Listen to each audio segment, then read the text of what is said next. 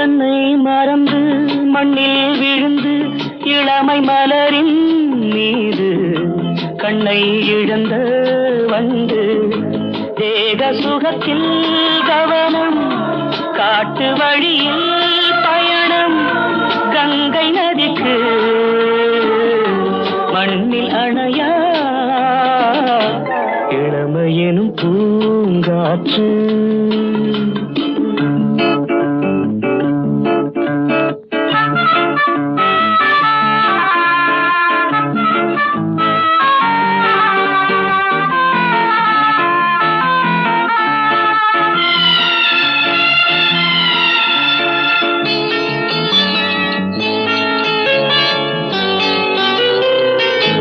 அங்கம் முழுதும் பொங்கும் இளமை இதம் பதமாய் தோன்ற அள்ளி அணைத்த